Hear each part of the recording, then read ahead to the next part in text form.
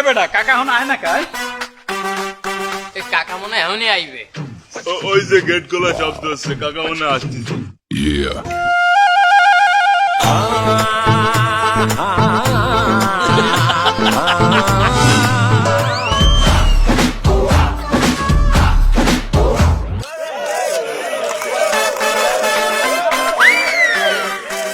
একটা বাদাম নেন না, মাত্র 5 টাকা করে।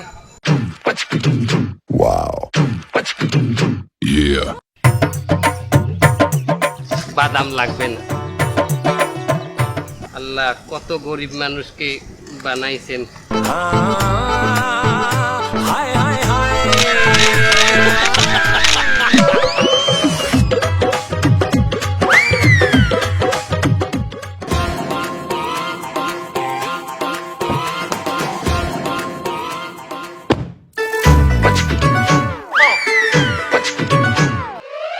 ড্রাইভার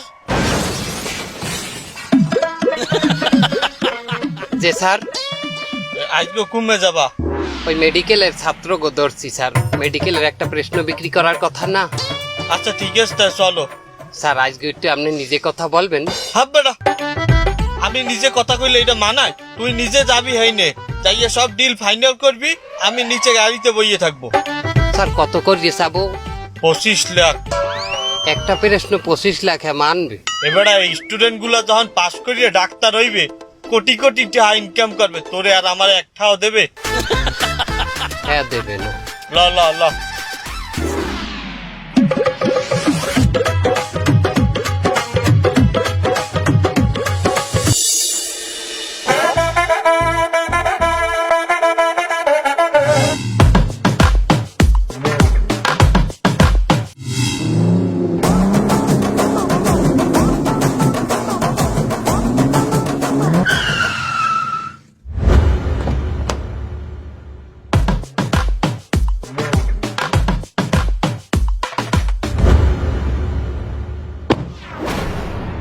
হে দোস্ত দেখ, ওই বাপে হাতে ড্রাইভারি আর ও কোটি টাকার গাড়ি চালায়।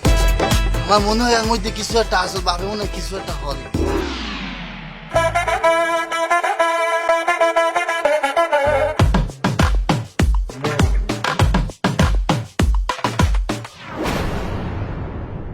শুনলাম তোমার আব্বা নাকি অসুস্থ।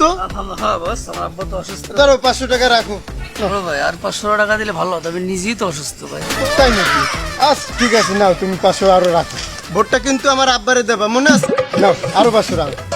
এ বেটা দেখ সমানে তেজপাতার না টাকা উড়াইতে আছে, তুই দেখছো যারে পাই হেরাই টাকা দেয়। চল আমাকে কেলাবেল লেগে কোনো দান্দাবানি করা যায় কিনা হেয়ে দেখ। ভালো কথা কইছো।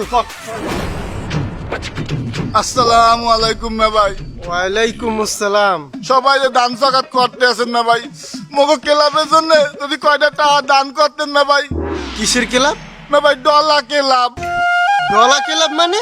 ওই আমরা তো ডলি তো না ভাই, এই জন্য ক্লাবের নাম দিছি ডলা ক্লাব। কি ডলো? আমরা গরিব না ভাই। না ভাই সন্ধ্যাকালে করে পাতা সাতা আইন ডলা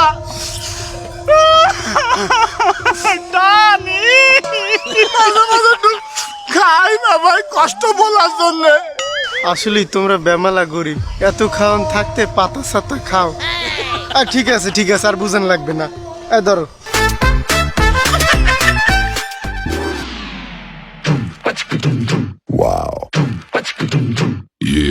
প্রশ্ন কয় সেট লাগবে? 10 সেট। এক সেট প্রশ্নের দিনে 50 লাখ টাকা করে লাগবে। কয়েন কি আমনে না আমার ডে কইছিলেন একটু কম দামে প্রশ্ন দেবেন? ও বাবা, আমার যে ছাত্র ছাত্রী আছে হেরা একটু গরিব। গরিব না? এরা কত দিতে পারবে? এরা বড় জোর একজনে 20 লাখ করিয়ে দিতে পারবে। দৌ মেয়া 20 লাখ টাকা যে দিতে পারবে হে গরিব হয়? আমনের কথাও থাউক, আমার কথাও থাউক, আমনে 30 লাখ নেন। ঠিক আছে ওকে। এনে করলে আমার হাতে কিছুই থাকে না, আমি কিছুই দেখাই নাই। আমি আমার বসে সে 25 লাখ টাকা বলছে যে 25 লাখে সে রাজি হয় নাই, সে 30 লাখে কি রাজি হইবে? নাও হইতে পারে না, আমার গায়ে বই দিব। প্রশ্নটা আপনি অরিজিনালটাই দেবেন তো? এখানে আমি প্রশ্ন বিক্রি করতে আসছি, আমার ইমান বিক্রি করতে আসি নাই। আমি হজ করে আসছি সৌদি আরব থেকে। আমি মিথ্যা কথা বলবো? আমার লেবাসে কি মনে হয় আমি মিথ্যাবাদী? 6 টাকা ব্যাংকে পাঠাই দিয়ে প্রশ্নটা আগে দেবেন না? নামাজ কালাম পড়েন, ইমান আছে? হ্যাঁ, আপনার বিশ্বাস করমু? আগে আমার নাহান ইমান আনেন, আমার নাহান আল্লাহর রাস্তায় চলেন। না না ঠিক আছে, আপনার আমি ব্যাংকে পাঠাই দেবো টাকা, ঠিক আছে।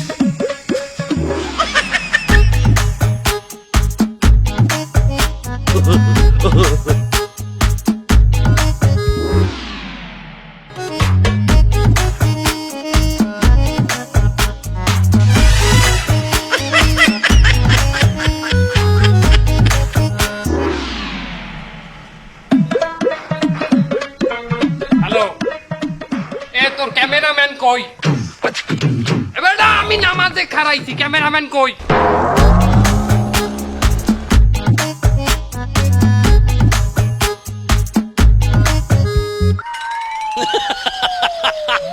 আব্বা চলে আইছি আব্বা। আমি যে কালে নামাজে হাত বানবো এই কালে একটা ছবি তুলবা, যাহাতে মনে হয় যে সারা দেশের মানুষ আড়াচলা করে কিন্তু এই জবেদ আলী একলাই ইবাদত করে। আমি যে কাল রুকুতে যামু ছবি তুলবা, আমি সেজদায় যামু ছবি তুলবা, আমি মোনাজাত ধরমু ছবি তুলবা, ঠিক আছে? আঙ্কেল, নামাজের ছবি তুললে আপনার লাভটা কি? তুই কারে আনছো? এ বেটা তুই এত প্রশ্ন করো কি লিখিয়া? আপনি যেটা কই হেগে হন, কয়দিন পরে নির্বাচনে খারাইবে, চেতাস না? আরে নির্বাচন করবে ঠিক আছে, ভালো কথা, তাই নামাজের সাথে কিসের সম্পর্ক?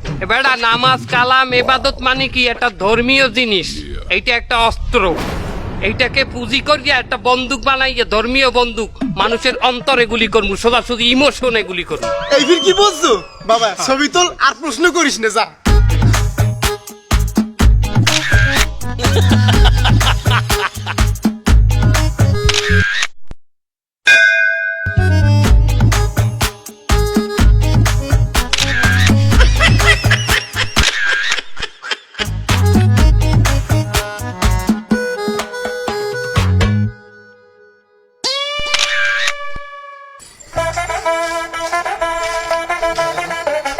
আমার আব্বা একজন আল্লাহওয়ালা মানুষ। তিনি যেখানেই নামাজের ওয়াক্ত হয় সেখানেই দাঁড়িয়ে যান। তিনি এক ওয়াক্ত নামাজ কাজা করেন না। আমার একজন বন্ধু ছবিটি তুলেছেন, তাই আপলোড করলাম। বেটা এ দেখ দিহি, এই লোকটারে কি চেন ওয়াই? দেখ রাস্তার পাশে সারা মানুষ আগে বেড়ায়, আর এই মানুষ দিয়ে নামাজ পড়ে। আরে হয়, আমি একদিন কেন দেখছি কি প্লেনের ডানার উপরে দাঁড়াই নামাজ পড়তে আছে। না জানি কত আল্লাহ আর অলৌকিক শক্তি আছে। সোবান আল্লাহ, আরে মুই পাইলে আর মুড়ি দইতাম। তুই কি আর মুড়ি দবি? না, আমি আর মুড়ি দিতে পারবো না। একা আমি আগে একজনের মুড়ি ধইছি, হে আবার এর থেকেই বেশি শক্তিশালী। হে সমুদ্রের মাঝখানে বোয়াল মাছের উপরে দাঁড়াইয়া নামাজ পড়ে। না না, তুই ওই বল মাছ টল মাছ বাদ দে, বোঝো তুই প্লেনে আকাশে ওরে, এই প্লেনের উপর দাঁড়াই এরপর নামাজ পড়ে, হে বেশি শক্তিশালী। আমি আর মুড়ি দমু বেড়া ছট। বাংলাদেশ থেকে প্রতি বছর প্রচুর পরিমাণে মানুষ নেপালে আসে। কেউ আসে ভ্রমণ করতে, কেউ বা আসে বিভিন্ন দেশের ভিসা এম্বাসিগুলো ফেস করতে। নেপালে আসলে আমাদেরকে সর্বপ্রথম কাঠমান্ডু ইন্টারন্যাশনাল এয়ারপোর্টে ল্যান্ড করতে হয়। কাঠমান্ডু থেকে অন্যান্য শহরের টুরিস্ট স্পটগুলো দূরে থাকায় নেপাল ভ্রমণের প্রথম দিন কিন্তু আপনাকে কাঠমান্ডুতেই কাটাতে হবে। কিন্তু সমস্যা হলো কাঠমান্ডুতে যে সকল হোটেলগুলোতে সচরাচর থাকতে হয় সেগুলো এয়ারপোর্ট থেকে অনেকটা দূরে, যার ফলে ট্রান্সপোর্ট খরচটাও অনেক অংশ বেড়ে যায়। তবে আজকে আমরা আপনাকে এমন একটি হোটেলের কথা বলবো যেখানে এয়ারপোর্ট থেকে হেঁটে গেলে মাত্র 15 মিনিট সময় লাগে। Kathway hotel and restaurant. কাঠমান্ডুর ত্রিভুবন ইন্টারন্যাশনাল এয়ারপোর্ট থেকে আপনি যদি এই হোটেলে আসতে চান তাহলে আপনার ট্রান্সপোর্ট খরচ পড়বে খুবই কম। আপনার সাথে যদি মালামাল কম থাকে, ব্যাগ অথবা লাগেজ কম থাকে, তাহলে আপনি অবশ্যই পায়ে হেঁটে 10 থেকে 15 মিনিটের মধ্যে এই হোটেলে পৌঁছাতে পারবেন। মজার ব্যাপার, এয়ারপোর্টের এত কাছাকাছি হওয়া সত্ত্বেও এই হোটেলের প্রতিটা রুম কিন্তু আপনার বাজেটের মধ্যেই থাকছে। আপনি যদি ফ্যামিলি এন্টারটেইনমেন্টের দর্শক হয়ে থাকেন, আপনার জন্য থাকছে 50% ডিসকাউন্ট। এর মানে এই হোটেলের যেই রুমের ভাড়া 3000 টাকা সেটি আপনি পাবেন মাত্র 1500 টাকায়। আর আপনার জন্য সকালের নাস্তা থাকছে ফ্রি।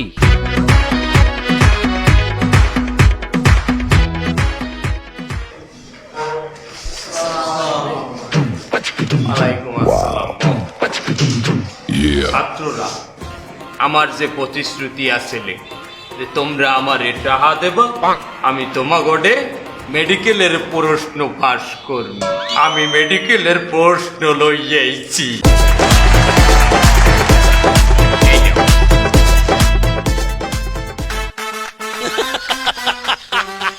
এই লাইনে আমি প্রায় 25 বছর ধরিয়া সুনামের সাথে প্রশ্ন পাস করিয়ে আসতেছি। ওয়ালাইকুম আসসালাম, বসো বসো। আসসালামু আলাইকুম স্যার। ওয়ালাইকুম আসসালাম, কি অবস্থা বাসা? আমার এক ছোট ভাই আছে, ও আমারই সহযোদ্ধা, আমার সাথেই থাকে। এখন ও তো এত পড়াশোনা করতে পারবে না, তা আপনি একটা প্রশ্ন ওরে দিয়ে দিয়েন পরীক্ষার আগে। বাসা, তোমার অবগতির জন্য জানানো যাইতেছে যে এই এক একটা প্রশ্ন আমার 31,50,000 কোটি টাকা যায়। এই মাতাড়ি স্যার, এইসব টাকা পয়সার হিসাব আমারে দিয়েন না, ওসব এদের শোনাবেন, আমার না। আমি পাশা, আমি সবই জানি। ওই একটা কাগজ ফটোকপি করতে চাইছে। তোমার ছোট ভাইটার একটু বলান দাও, একটু দেখি আমি। এই শান্ত, এদিকে আয়। জি ভাই।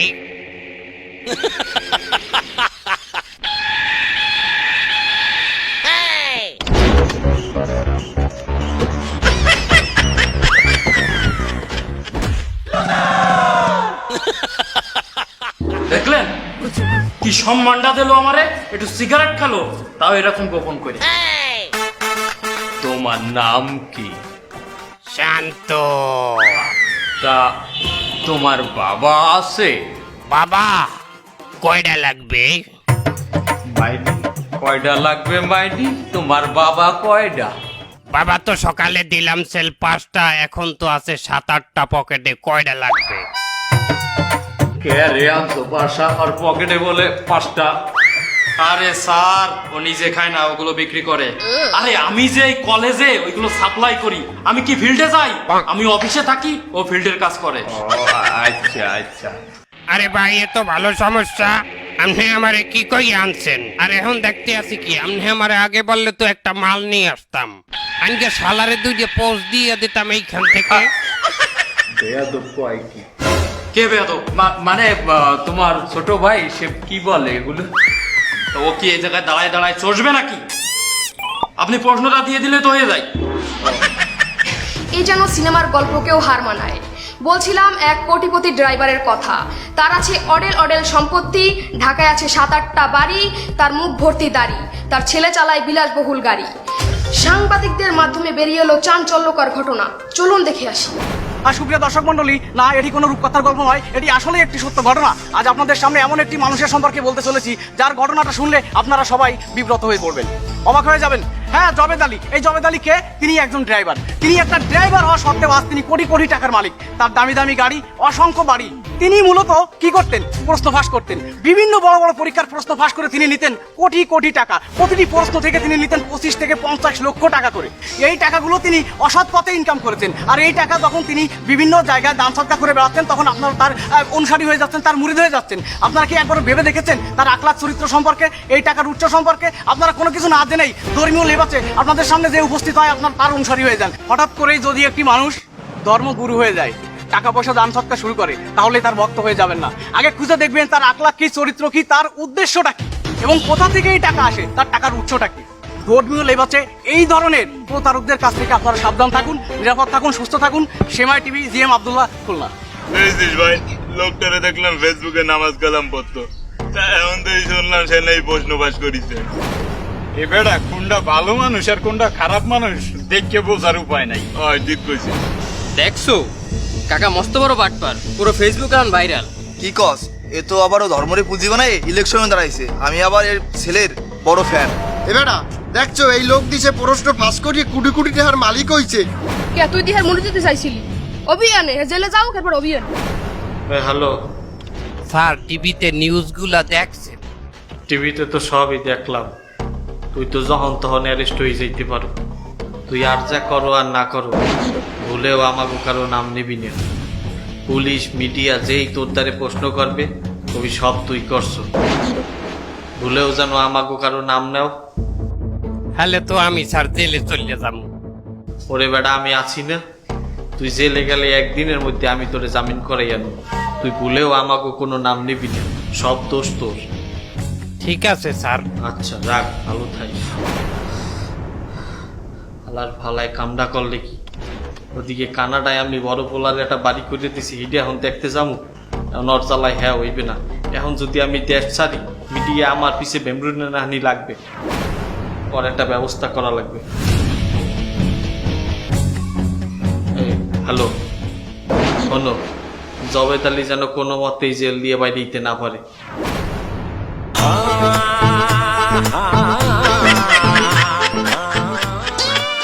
জবেদ আলী সাহেব, প্রশ্নপত্র ফাঁস করি গিয়া যে টাকা কামাইছেন, এই টাকাগুলো কই? প্রশ্নপত্র ফাঁস করিয়ে যে টাকা কামাইছি আমি সব আল্লাহর রাস্তায় দান করিয়ে দিছি। বাড়ি কয়টা? ওই স্যার আপনারা আতাইয়ে যে কয়টা পাইছেন, গ্রামে একো বাড়ি, আর ঢাকা শহরে ওই 7-8টা বাড়ি। ওইটা কইলেন না? কোনটা? ওই যে কুয়াকাটা আমাকে 3 স্টার হোটেল আছে না, খোলাই কয় কি? আলহামদুলিল্লাহ, সেটা আমি একটা মাদ্রাসায় 3 স্টার লিল্লা বোর্ডিং বানাই দিছি। সব দেখছেন, এই কাকু নিজের 3 স্টার হোটেল দিয়ে লিলিয়া বোর্ডিং বানাইছে। এর মনটা না জানো কত ভালো। কাকু, আমার একটা পোলা আছে, যদি আপনি একটু লিলিয়া বোর্ডিং এ নিতেন, প্রাইভেটে তো অনেক খরচ, আপনার টাকা পয়সাও তো দেওয়া লাগবে। হয় স্যার, আমি এককাল সলিড মানুষ, আমি কোনো মিথ্যা কথা বলি না।